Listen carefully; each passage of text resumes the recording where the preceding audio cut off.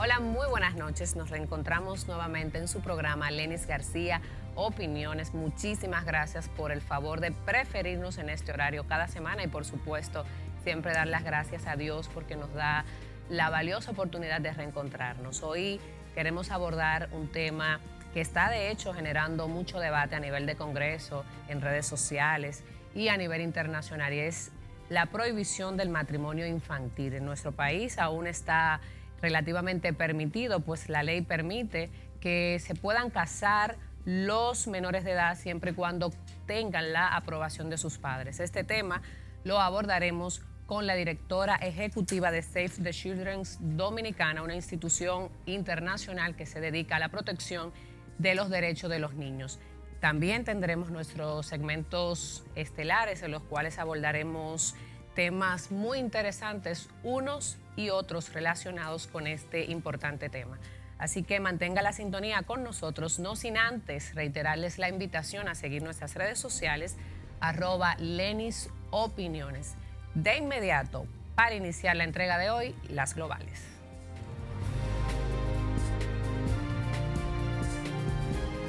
Bienvenidos a las globales. Un vistazo por las informaciones internacionales más importantes de esta semana. La República Dominicana respaldó la resolución de la Organización de Estados Americanos, OEA, que declaró ilegítimo el proceso electoral venezolano del pasado 20 de mayo de 2018. Esta resolución fue aprobada con el apoyo de 19 países, incluyendo la República Dominicana, informa la Cancillería del país. En Guatemala, la cifra de muertos por la violenta erupción del domingo del volcán de fuego en Guatemala se elevó hoy a 99 muertos, de los cuales 28 han sido identificados, mientras que el número de desaparecidos llegó a 197, informaron las autoridades.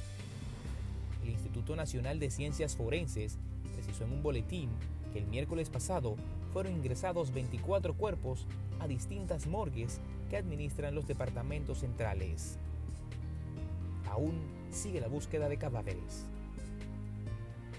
Hasta aquí las globales. Para Lenis García Opiniones, Starling Ramírez.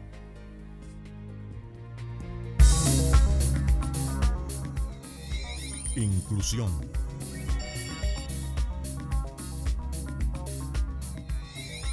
Desarrollo. Tecnología.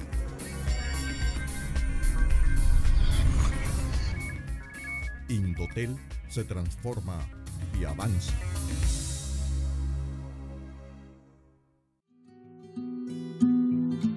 Solo contigo yo construyo la paz compartiendo alegría, porque la cultura de paz requiere convivencia pacífica entre las personas y el rechazo colectivo a la violencia. Se trata de asumir actitudes, comportamientos y estilos de vida que favorezcan la construcción de paz. ¿Y tú? ¿Cuál es tu buena práctica para construir la paz?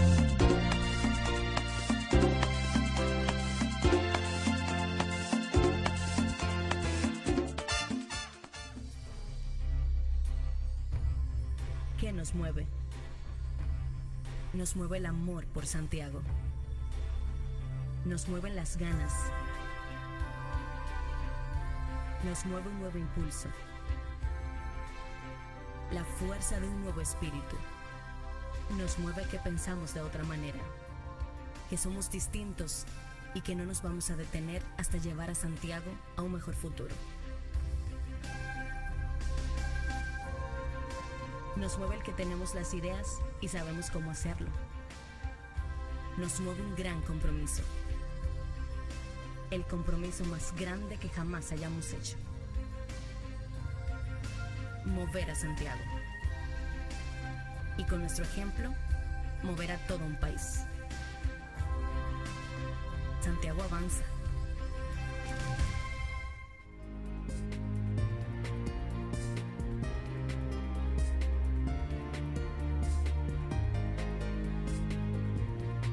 Damos la bienvenida a Alba Rodríguez, directora ejecutiva de la fundación u organización internacional Save the Children, que se encarga, como les decía anteriormente, de defender, proteger los derechos de los niños y niñas a nivel internacional. Muy buenas noches, Alba, bienvenida a Opiniones. Muchísimas gracias por acompañarnos y compartir con nuestra audiencia pues todos esos proyectos que ustedes realizan y también darnos tu opinión sobre los temas que estaremos tratando hoy.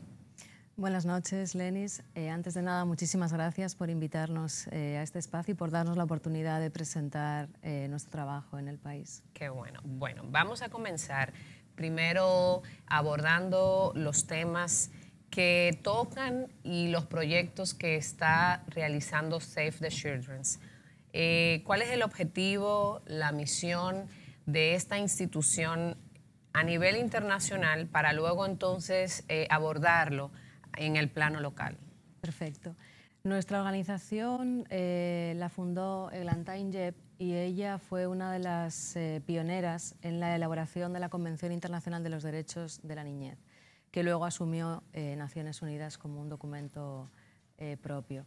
Entonces, toda nuestra misión a nivel internacional y a nivel de República Dominicana está focalizada en asegurar que los derechos de todos los niños, niñas y adolescentes se cumplan a partir de aquellos que están en la Convención y en los marcos legales de cada país.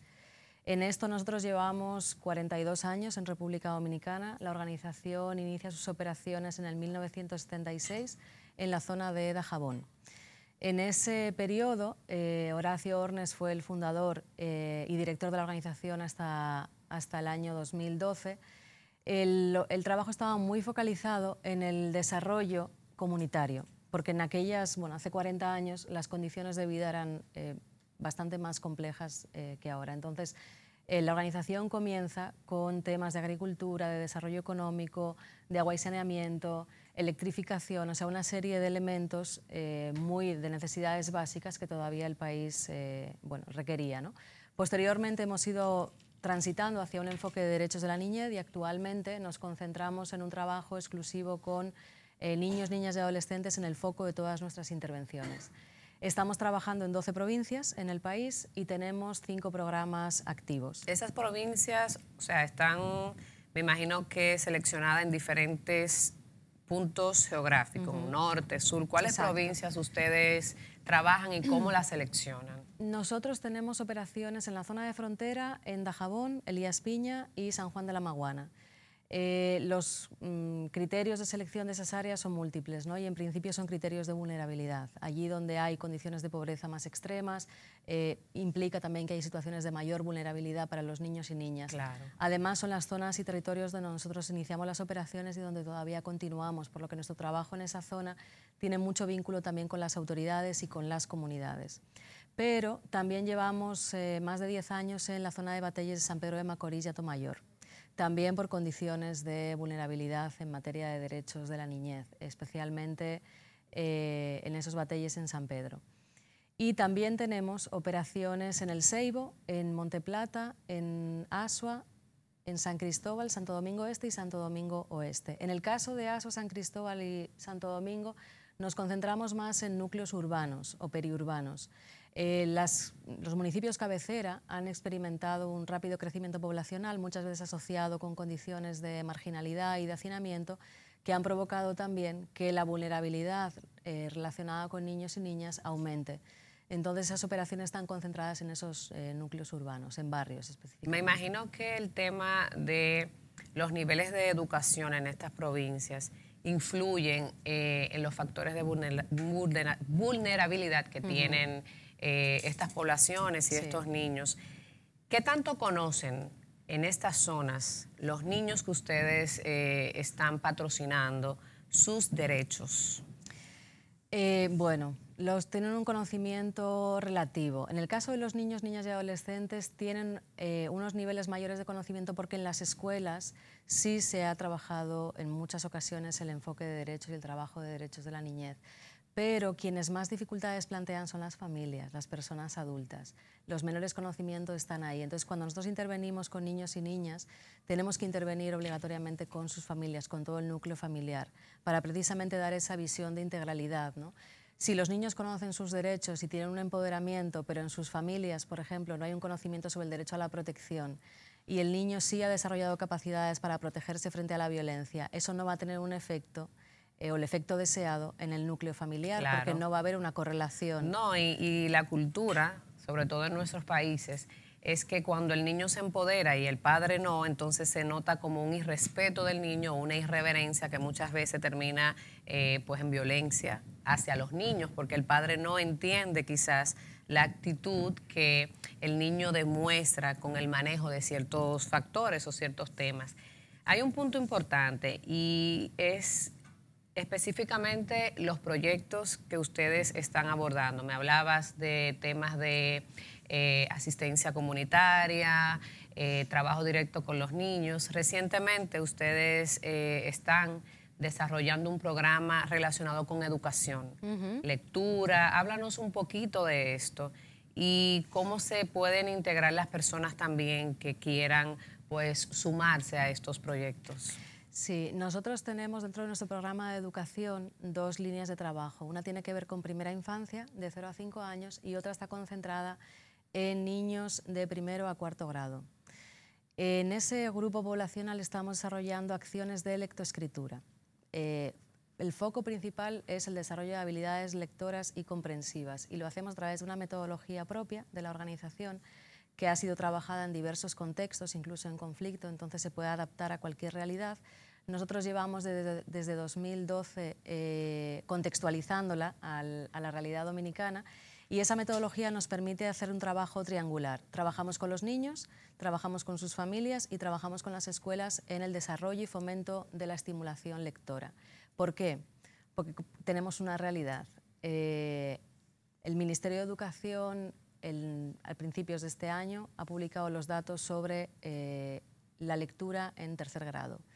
Solamente el 12% de los niños y niñas tienen un nivel aceptable de lectura en 3er grado. Increíble, ¿eh? Lo que implica que están perdiendo todas las oportunidades de aprendizaje, porque uno no puede continuar desarrollando su potencial y aprendiendo si no tiene una capacidad de leer y comprender correctamente lo que le están enseñando. Entonces, nuestro foco principal es el desarrollo de habilidades lectoras.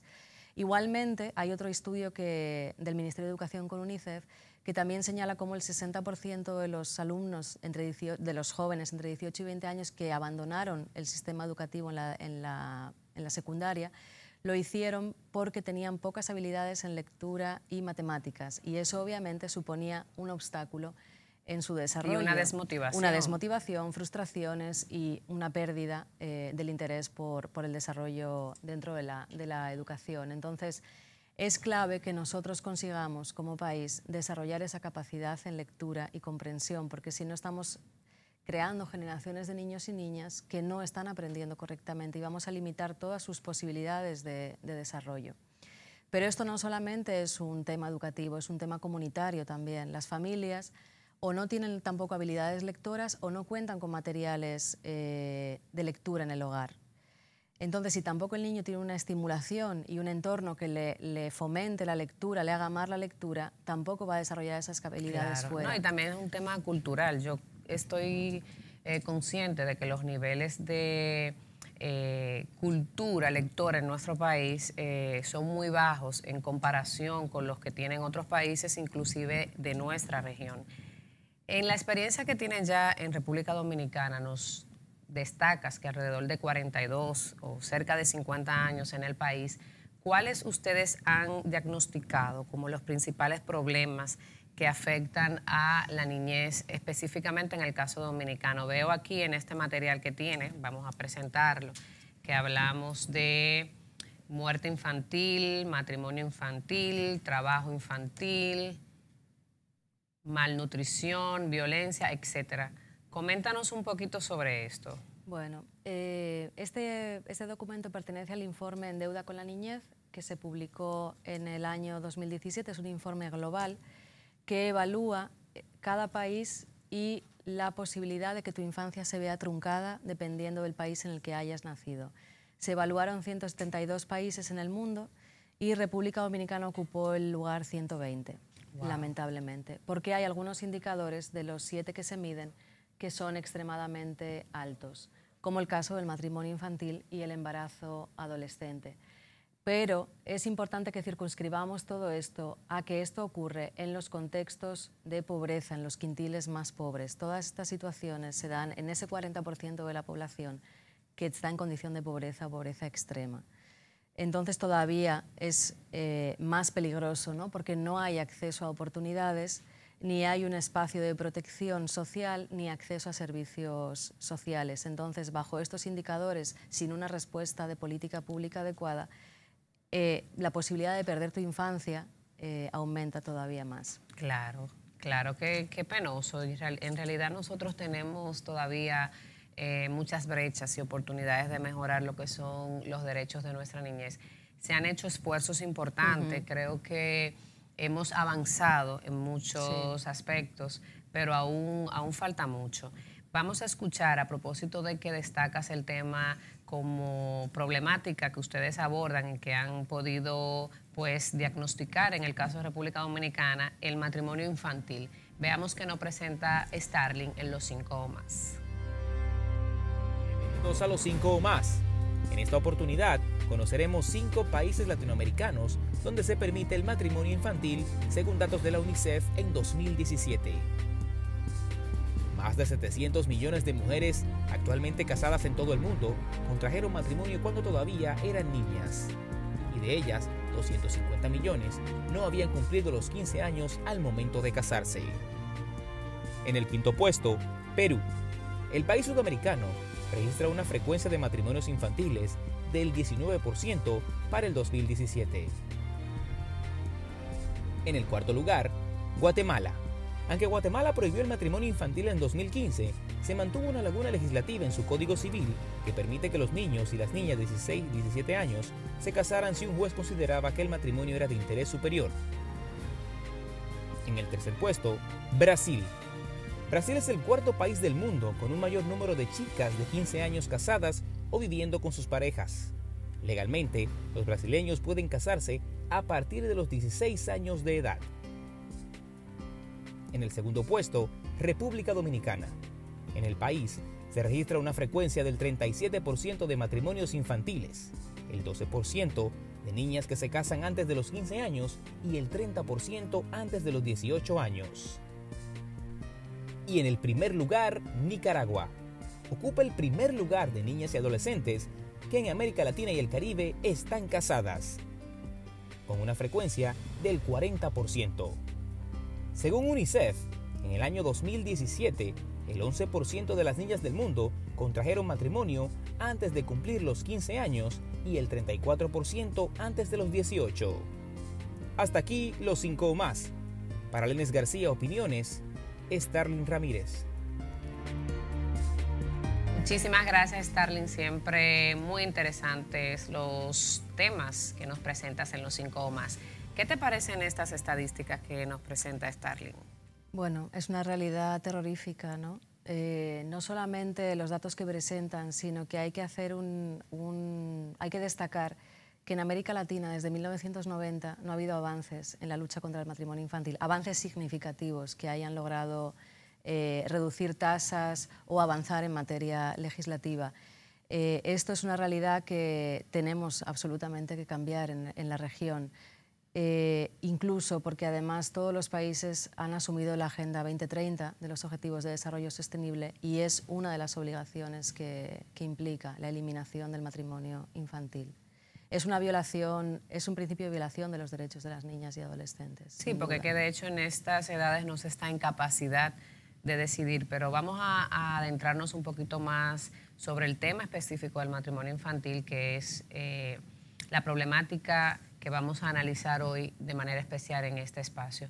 Antes de irnos a nuestra primera pausa, me gustaría que nos expliques un poquito cómo es el sistema de financiación de Save the Children, cómo ustedes pues generan los recursos para poder desarrollar todos estos proyectos.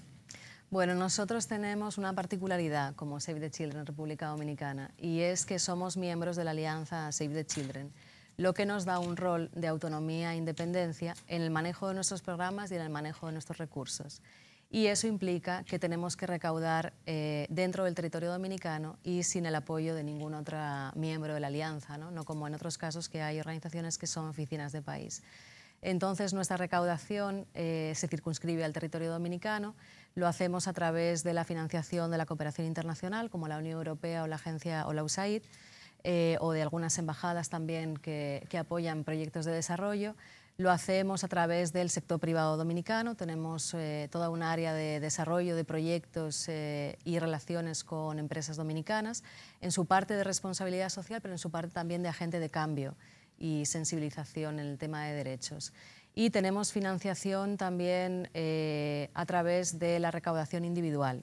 Iniciamos este año con una campaña a favor de la educación para que personas individuales que desean aportar a un cambio en la lectoescritura puedan apoyarnos también directamente. Bueno, sería importante que nos facilites entonces la vía para que nuestros espectadores puedan, si se motivan también a apoyar estos proyectos, contactar a la gestión o a los ejecutivos de Save the Children y que puedan sumarse a estos tan valiosos proyectos. Por supuesto, pueden encontrarnos en el teléfono 809-567-3352 o pueden contactarnos a través del contacto de correo electrónico contacto@savethechildren.org.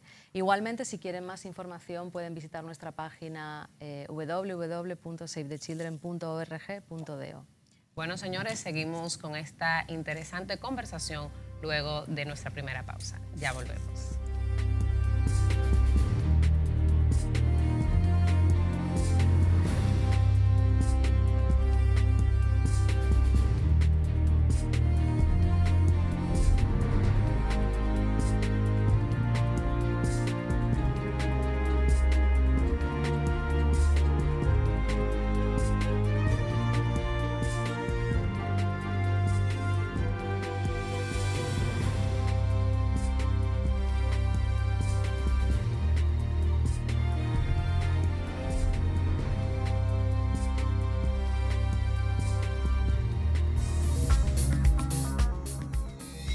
Inclusión.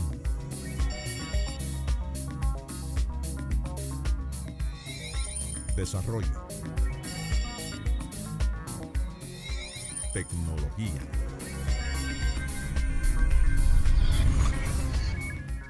Indotel se transforma y avanza.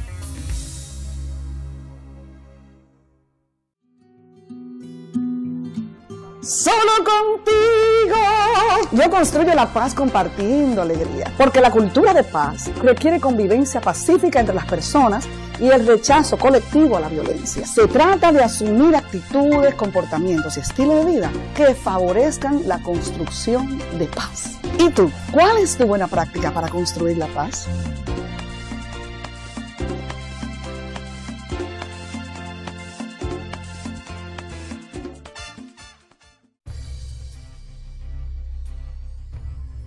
¿Qué nos mueve? Nos mueve el amor por Santiago. Nos mueven las ganas. Nos mueve un nuevo impulso. La fuerza de un nuevo espíritu. Nos mueve que pensamos de otra manera. Que somos distintos y que no nos vamos a detener hasta llevar a Santiago a un mejor futuro. Nos mueve el que tenemos las ideas y sabemos cómo hacerlo. Nos mueve un gran compromiso. El compromiso más grande que jamás hayamos hecho. Mover a Santiago. Y con nuestro ejemplo, mover a todo un país. Santiago avanza.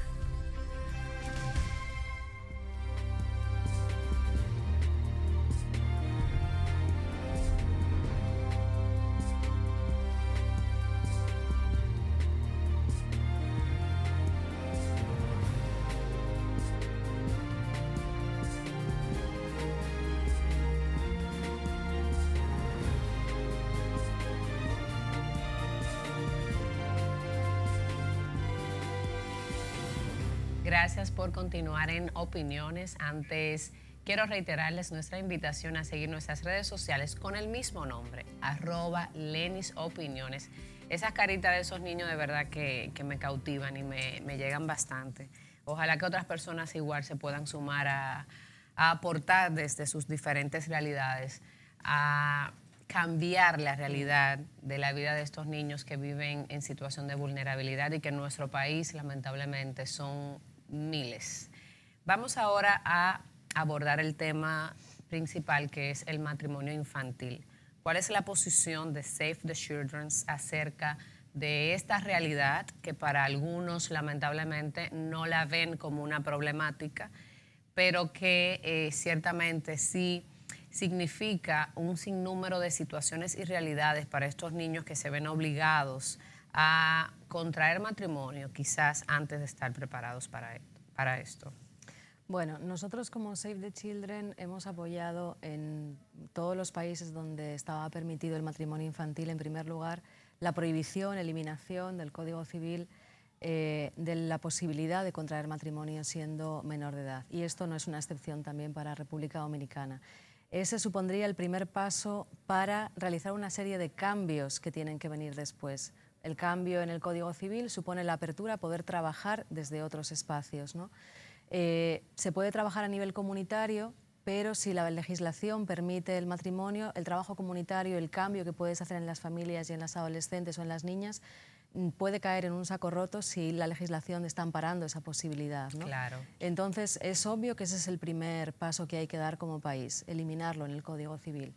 Después tienen que venir una serie de medidas de políticas públicas para cambiar esas realidades. Nosotros como Save the Children vamos a lanzar este año una intervención de 2 años en la provincia de San Cristóbal para abordar esta problemática y crear una experiencia que pueda ser replicable a nivel de país. Vamos a seguir obviamente trabajando apoyando o incidiendo para ese cambio en el Código Civil, pero al mismo tiempo vamos a estudiar qué está pasando realmente en los contextos, en este caso urbanos. ¿Por qué se están casando las niñas y en qué realidad se encuentran esas niñas y adolescentes que ya están casadas? Uno de los elementos que vamos a considerar es, como ha indicado la Junta Central Electoral, entre 2012 y 2017 se casaron 1.700 niñas y adolescentes y solo 49 niños y adolescentes, con lo cual el matrimonio no ha sido, o se estima que no ha sido entre pares. Entonces, ¿qué vamos a hacer? Vamos a conocer esas realidades, vamos a trabajar con las comunidades para identificar esas situaciones y conocer cuáles son los riesgos que están enfrentando, los obstáculos, qué deseos tienen, qué aspiraciones. Obliga, o qué les ha obligado, les ha llevado a tomar la decisión. Porque una niña, un adolescente que se casa, que podemos o se ha podido considerar algo normal, probablemente ha perdido la posibilidad de continuar con sus estudios, probablemente ha sido madre en un porcentaje muy alto. Y probablemente sea madre ya de varios niños, no solamente de uno, porque cuanto más temprano se dan estas uniones, más número de niños, la tendencia tira hacia mayor número de niños nacidos de esas madres. Pueden estar en situaciones de violencia, probablemente no tengan ingresos, no hayan desarrollado una formación técnica, no tengan oportunidades para acceder al mercado laboral, pero sobre todo siguen teniendo sueños y siguen teniendo aspiraciones, siguen teniendo deseos. Entonces queremos trabajar, primero conocer, es muy importante saber qué es lo que está pasando, porque como organización no gubernamental no podemos creer que la realidad es una, hay que conocerla de primera mano y de la mano de sus protagonistas. Una vez que conozcamos en qué situación se encuentran, qué aspiraciones tienen, y vamos a crear con ellos, con ellas, de manera conjunta, un abordaje que permita dar respuesta a esas necesidades. Puede ser en materia de salud, puede ser en materia de empoderamiento, puede ser en materia de autoestima, de prevención de violencia, de educación, puede ser reinserción educativa.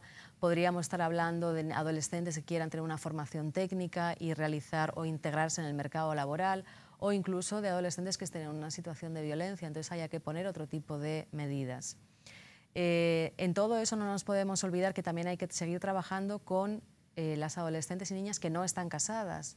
Tenemos que prevenir que eso ocurra mientras trabajamos en la eliminación del matrimonio. Creo que es importante la prevención, y para esto una campaña mediática donde se oriente, y también campañas de acercamiento donde se le oriente a las niñas sobre sus derechos y sobre los riesgos en el que incurren cuando asumen un matrimonio a destiempo. Pero ¿qué es lo que pasa? Que muchos de estos matrimonios en gran parte son prácticamente obligados o condicionados por una serie de factores como actos de incluso de violación que se solapan con un matrimonio porque los padres le exigen para salvaguardar la moral y la pulcritud de la niña que pues que la persona se case. En otros casos hay un tema de dependencia económica que muchas veces, y así se ha puesto de manifiesto, los padres prácticamente entregan a las niñas,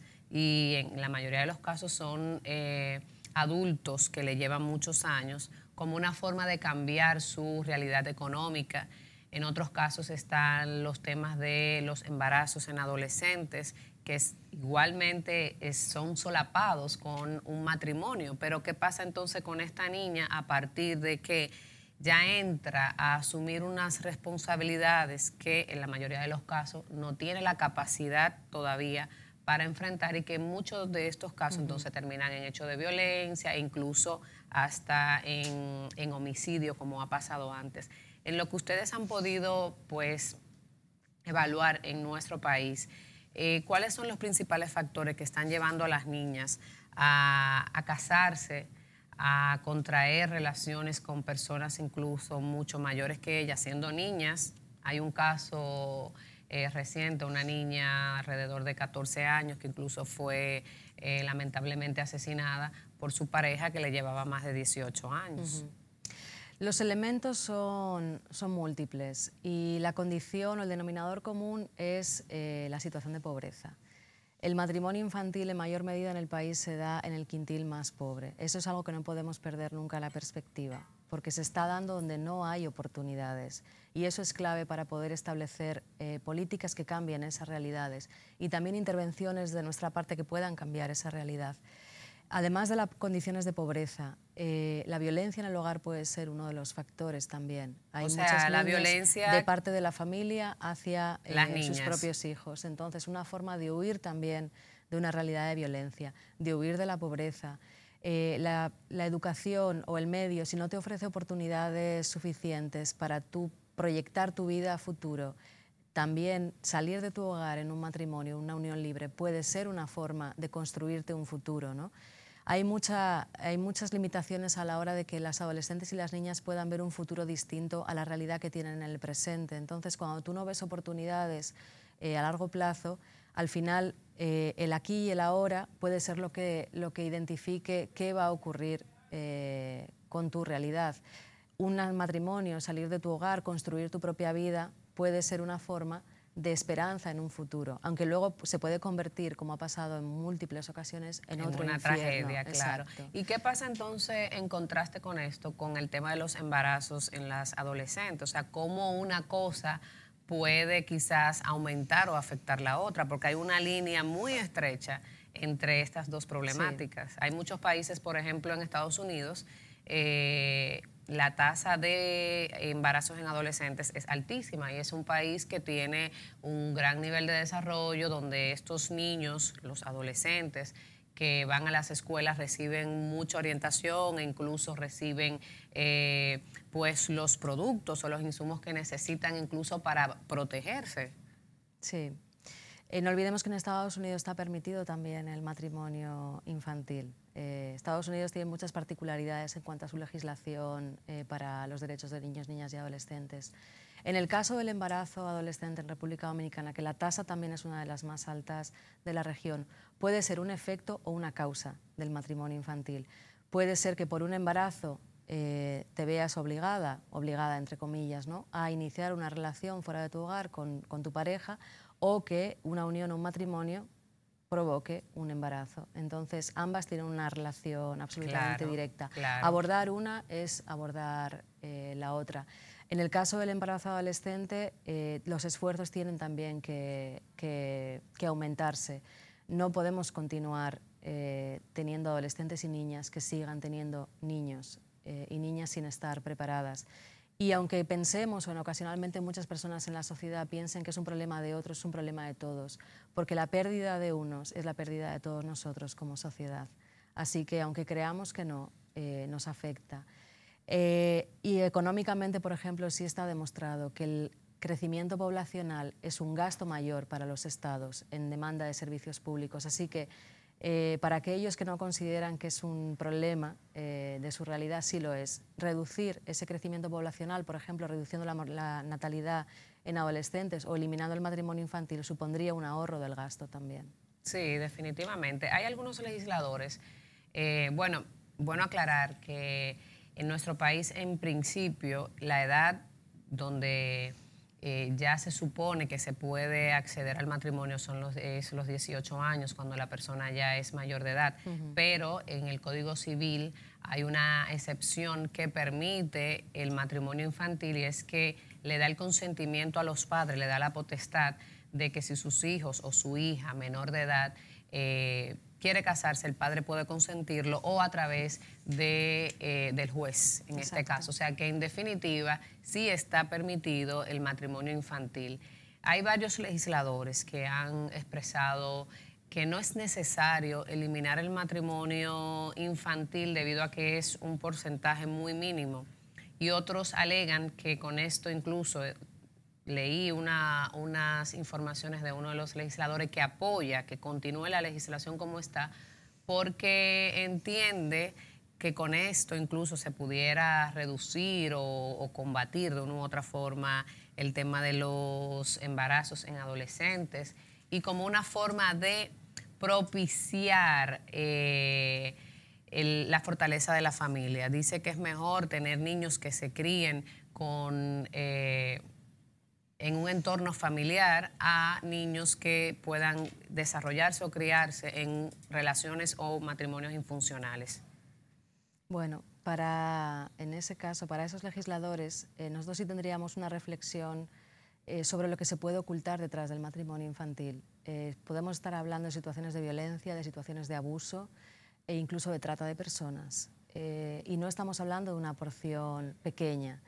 Los datos que ustedes han presentado eran el 37%, el 11% en menores de 15 años y el 27% entre 15 y 19 años. Estamos hablando de 1 de cada 3 niñas y adolescentes. Es una porción bastante significativa. Y es una cuestión sobre todo de ética. Claro. y de derecho. No debe ser posible que niñas y adolescentes contraigan matrimonio antes de los 18 años. Y les invitaría a revisar un poco con quién están contrayendo matrimonio o con quién están residiendo en unión libre esas niñas y adolescentes, porque igual es más disfuncional de lo que parece. Definitivamente. Vamos, antes de nuestra segunda pausa, a presentarles la opinión jurídica de Dilia Leticia Jorge, experta en temas de familia. Veamos.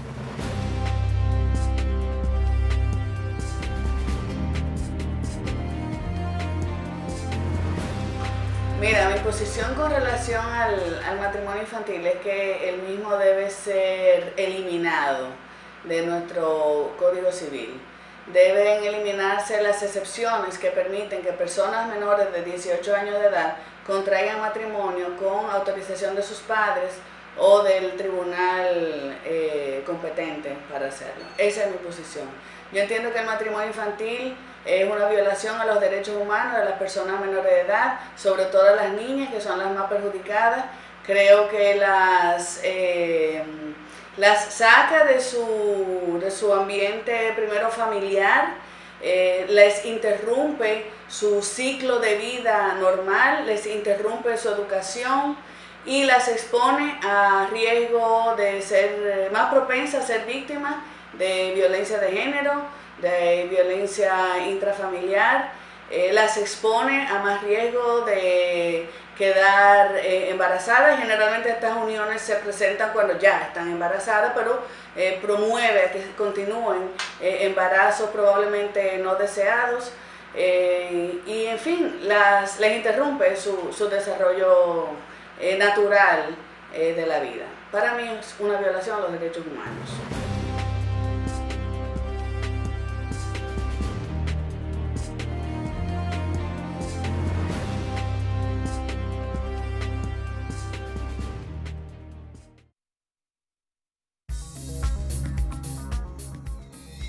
Inclusión.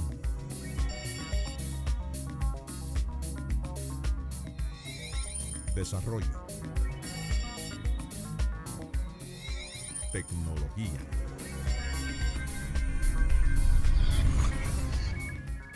Indotel se transforma y avanza.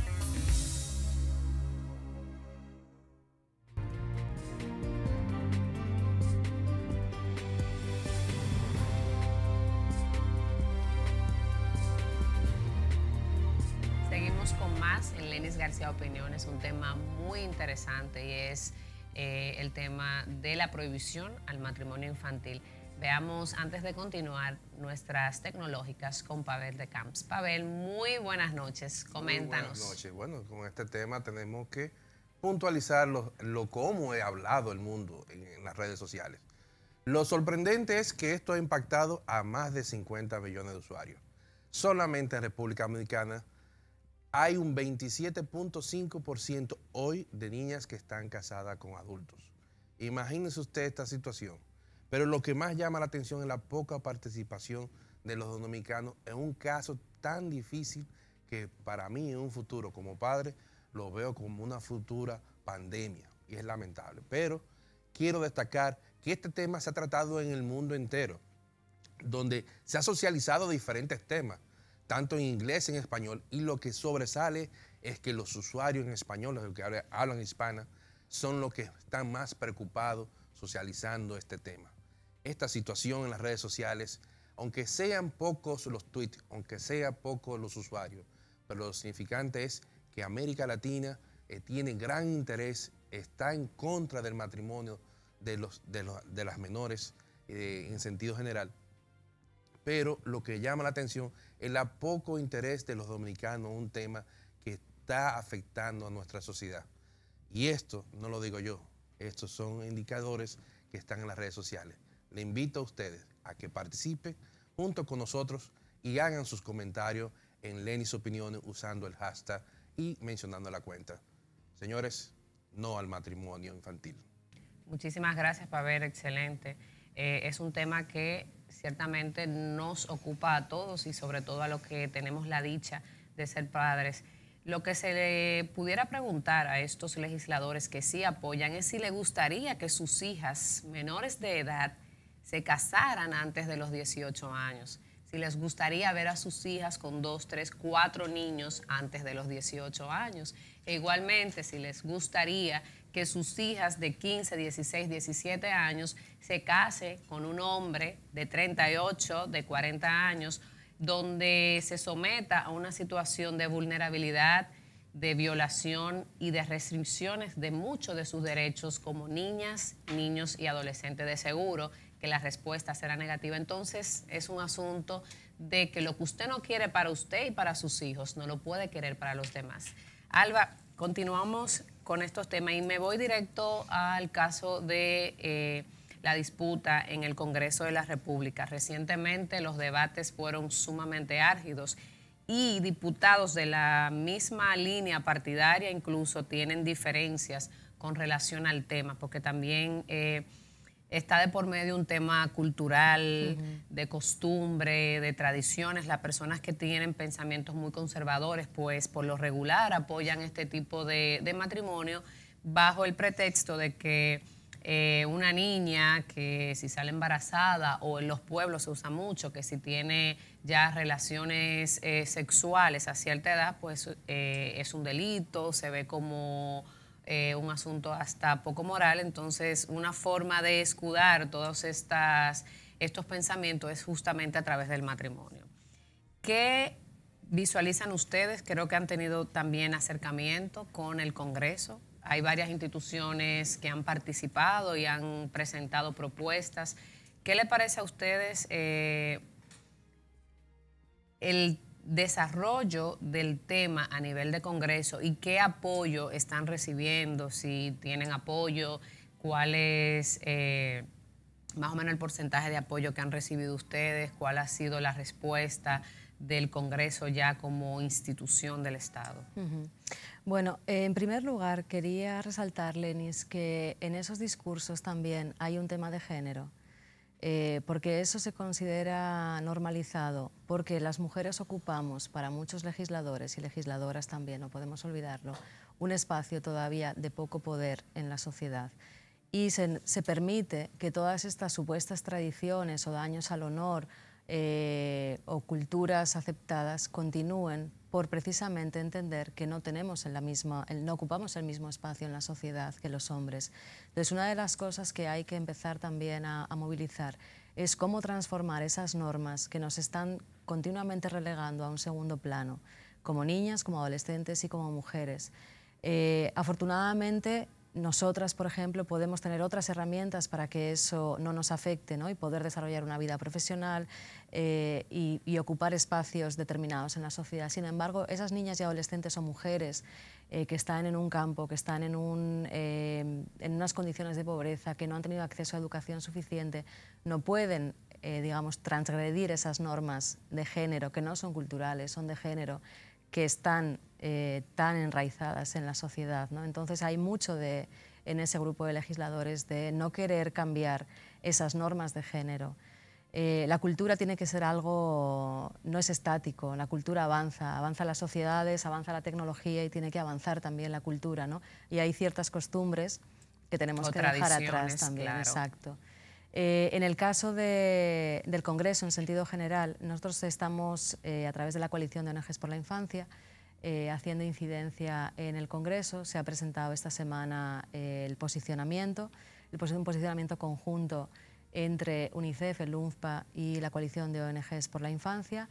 Hay un apoyo de algunos legisladores y, como dices, hay otros que no tienen. Y los argumentos son efectivamente un no querer romper el status quo. Romper patrones. Exacto. O paradigmas que ya se han prácticamente institucionalizado. Y de hecho están institucionalizados porque la ley aún lo permite. Exactamente. ¿Tienen ustedes mayoría? O sea, ¿cuál es mayoría? ¿Cuál ha sido la moción que si se puede decir, que lleva ventajas o que tiene mayor cantidad de apoyo a nivel de Congreso? Creo que todavía está indefinido. Nosotros tenemos la suerte, la posibilidad de tener un apoyo como la diputada Gloria Reyes, que sí está haciendo un trabajo de mucha incidencia dentro del Congreso para poder llevar a cabo este cambio, pero hasta donde conocemos hay todavía mucha resistencia. Sí, de hecho hay varias diputadas que he visto, como el caso de Lucía Medina, que recientemente también hizo planteamientos muy concretos con relación al tema y presentó incluso experiencia de ella como legisladora de lo que ocurre en su provincia, San Juan. También creo que Farideh Raful ha hecho pronunciamientos enfáticos sobre esta situación. Vamos ahora, porque la opinión aquí es de todos, a escuchar las opiniones de varios legisladores con relación a esta problemática o esta disputa en torno a la prohibición o no prohibición del matrimonio infantil en la República Dominicana. Bueno, el matrimonio infantil en la República Dominicana está regulado. Está regulado por el Código Civil y está regulado también en varias leyes adjetivas, el Código de Niñas, Niños y Adolescentes, y en la Constitución de la República hay una protección especial de niñas, niñas y adolescentes en el artículo 49. Mi preocupación es porque en el Congreso se está legislando sobre una realidad ficticia, porque en República Dominicana los niños no se casan, de modo ¿para qué prohibir el matrimonio entre menores si ya está regulado? Pero los niños no se casan. Pero hay otro dato importante. En una relación donde haya involucrado un menor o una menor, la diferencia de edad no puede ser de 5 años o más. Lo que significa que en el peor de los casos, la mayor edad que puede tener, la mayor diferencia de edad que puede tener un contrayente mayor de edad con un menor es de 22 años. Una persona de 23 años no se puede casar con una persona de 18. La mayor diferencia entre ambos es de 5 años. Por eso yo digo que no hay necesidad de eso. Pero además, los menores no se casan. Y yo fui a la Oficialía de Estado Civil porque para mi ley de seguridad perimetral tuve que hacer una investigación Y lo que encontré fue lo siguiente, y aquí lo tenemos. Matrimonios celebrados en República Dominicana en los últimos 7 años, 2010-2017. Se celebraron 322.400 matrimonios. De esos matrimonios celebrados en la República Dominicana en los últimos 7 años, 1.375 fueron de menores. Y de esos menores, 971 tenían 17 años o más. De 16 años, 312. De 15 años, 67. Y de 14 años, 15. Lo que significa que si tú metes 1.300 dentro de 322.000, te da 0.3. Entonces nosotros tenemos un código civil paralizado por un 0.3% de casos. De ese 0.3, el 90% tienen 17. ¿Entienden? Por esos datos que están ahí, es que yo digo que nosotros no podemos legislar en una burbuja.